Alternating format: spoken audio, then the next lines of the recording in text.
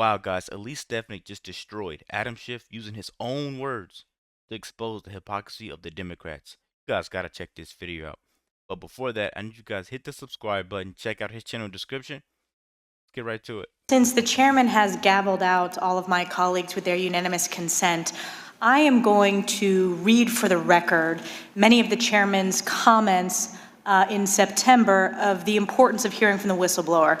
Again, Ambassador, thank you for your patience, thank you for your service, but since we haven't been able to conduct ourselves in normal procedures, I'm just going to use the 5 minutes for this. September 29th, in the Wall Street Journal, quote, the whistleblower at the center of the impeachment investigation of President Trump will testify in the House very soon. This is a quote by the chairman. USA Today, September 29th. Talking with ABC News this week, Schiff, the Democrat who chairs the House Intelligence Committee, said the whistleblower would testify very soon, and the only thing standing in the way was getting security clearances for the attorneys representing the whistleblower so they could attend the testimony. From Vox, September 29th, Rep. Adam Schiff said Sunday the whistleblower at the center of a growing scandal surrounding President Donald Trump will testify before the House Intelligence Committee very soon. On CNN, September 29th, Schiff said Sunday on ABC as well as NBC's Meet the Press that he expects the whistleblower to testify very soon. The Washington Post, September 29th. In an appearance on ABC News this week, Schiff echoed Pelosi's message. He also said he expected the Intelligence Committee to hear from the whistleblower very soon, pending a security clearance from Acting Director of National Intelligence Joseph McGuire. In the Huffington Post, Schiff told ABC's This Week that he expects the whistleblower to appear before this committee very soon. In the New York Post, quote, we'll get the unfiltered testimony of that whistleblower.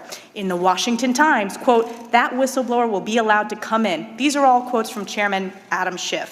In Talking Points memo, the question was posed, actually this was by George Stephanopoulos, have you reached an agreement yet with the whistleblower and his or her attorneys about coming before the committee and providing the information firsthand?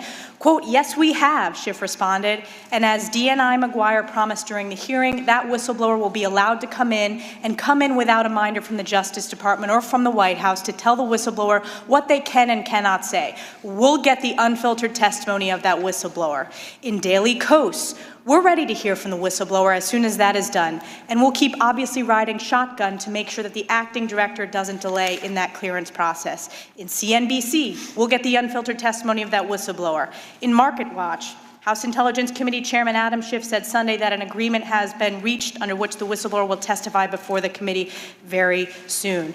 I can keep going, but again, the chairman refused to allow us to put these into the record with unanimous consent. So I've read those out, and as we know, it is important to protect whistleblowers from retaliation and from firing, and we want to make sure whistleblowers are able to come forward. But in this case, the fact that we are getting criticized by Chairman Adam Schiff for statements that he himself made early on in this process shows the duplicity and just the abuse of power that we are continuing to see. With a minute 54 seconds left, I'll yield to my colleague, Mr. Jordan. I think, but there's still 4 people we've deposed that we have not been able to use see their transcripts, have their transcripts released, and therefore, the testimony they provided we're not able to use in these open hearings. If it's an open hearing, all the available testimony from depositions that has been taken by the committee should be available to be discussed for the American people to see. But no. Mr. Morris and Mr. Hale and 2 other, Ms. Williams, 2 others have, and another one have not yet been released. So I hope the chairman releases that. One other point I would make in the last minute of Ms. Stefanik's time. The Democrats have asserted that this whole thing with Ambassador Yovanovich was part of some sinister scheme by the White House to get Mr. Zelensky to do an investigation, President Zelensky to do an investigation. If recalling Ambassador Yovanovich was part of some scheme by Trump and Pompeo and Giuliani to get President Zelensky to do an investigation, why would they replace her with the Democrats' first witness, their star witness, Bill Taylor? I mean, if that's the plan, not the best plan I've ever seen put together. Their star witness, their first witness, Mr. Taylor, was here Wednesday. That's what they were up to? I think it just demonstrates that that is not what went on here. Mr. Zelensky never undertook any investigations, and the reason the aid was released, as we discussed on Wednesday, was because Vice President Pence, Ambassador Bolton, and U.S. senators all talked with President Zelensky, and they were convinced he was the real deal, as the ambassador has alluded to in her testimony. That's why the money was released. That I yield back. First, most of what the whistleblower has alleged has been corroborated by the witnesses that we have heard from. Second, the president, who my colleagues so shamelessly continue to defend, continue to pressure, threaten, and intimidate the whistleblower. So I'd like unanimous consent to put into the record a September 26, 2019 article from Business Insider. Trump suggested the whistleblower who filed a complaint against him is guilty of treason, which is punishable by death. Without objection. How about September 26, 2019, Vanity Fair? Trump suggests executing the whistleblower's sources, like, quote, in the good old days. Third, Without objection. September 29th, whistleblower's lawyer raises fear for client safety. Without objection. From Axios. Mr. Chairman, the whistleblower has an absolute right to anonymity. The whistleblower's lawyer has said that he fears for his personal safety and will only answer questions now in writing. I wish my colleagues would join me in protecting the whistleblower's right to anonymity. But here, Guys, this is a kangaroo court at this point. Adam Schiff belongs in jail because he's trying to prosecute Donald Trump by saying he has a whistleblower from God knows where, pulling somebody out the woodworks to bring him on. Threatened the whistleblower the whole entire time, basically, to not come in. Exactly. You know what I'm saying? And all this was done in a private hearing. Elise just basically points it out to everybody in America. She's like a bipartisan. You know, for her to point it out, she doesn't necessarily have a position, a side that she supports. She just supports righteousness. Exactly. Let's keep going, guys. Long video. Make sure you hit that subscribe button. Mr. Yovanovich, I want to follow up on some of the questions from my colleagues. Some of the early questions seem to suggest that your testimony here was completely irrelevant to the issues at hand. Why are you even here? Isn't this just some small matter that should have been referred to HR? So I want to bring our attention to someone who thought you were actually very important to this whole plot or scheme, and that is the President of the United States. There was only one ambassador, I believe, who was discussed by the President in the July 25th call, and that was you, Ambassador Yovanovich. And I want to refer back to how you were brought up in that conversation. At one point during the conversation, the President brings up this prosecutor who was very good, and it was shut down, and that's really unfair. And I think you indicated earlier that that was a likely reference to Mr. Lutsenko, the corrupt prosecutor, is that right? I believe that is the case, but I don't know. So immediately after the President brings up this corrupt former prosecutor, only one, I'm sorry, my staff is correcting me, only one American ambassador is brought up in the call. Immediately after the President brings up this corrupt prosecutor that he praises and says he was treated very unfairly, he then encourages Zelensky to speak with Giuliani, the guy who orchestrated the smear campaign against you, correct? Yes.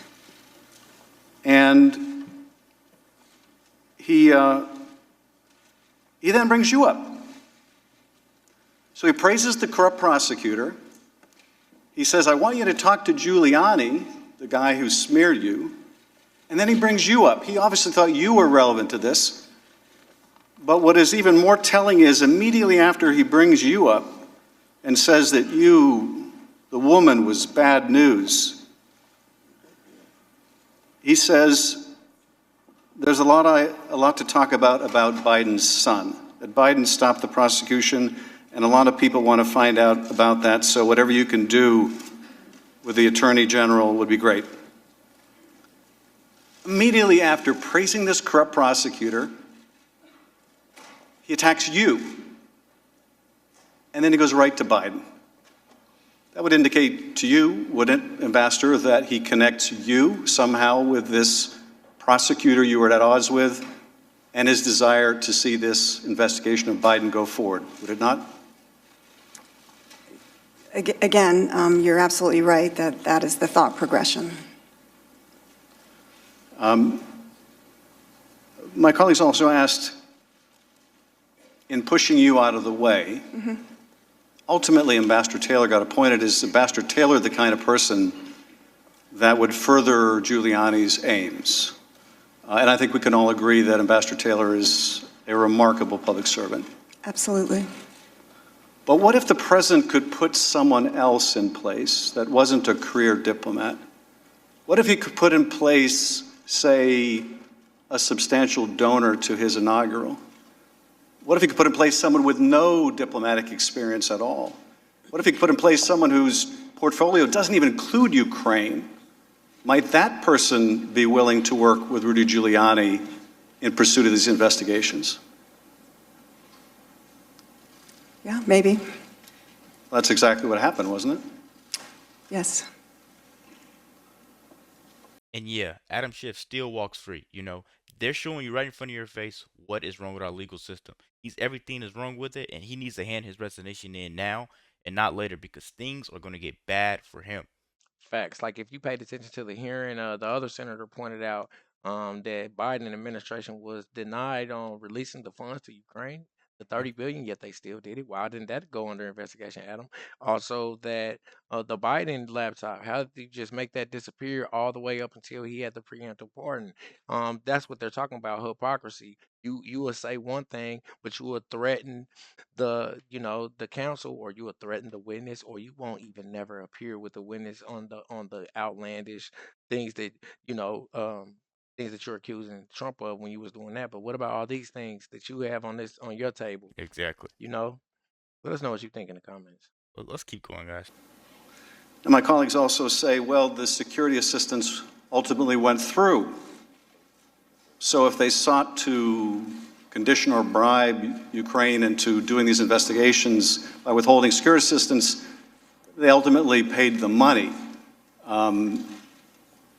Are you aware, Ambassador, that the security assistance was not released until after a whistleblower complaint made its way to the White House? Yes, I'm aware of that. Are you aware that it was not released until Congress announced it was doing an investigation? Yes, I'm aware of that.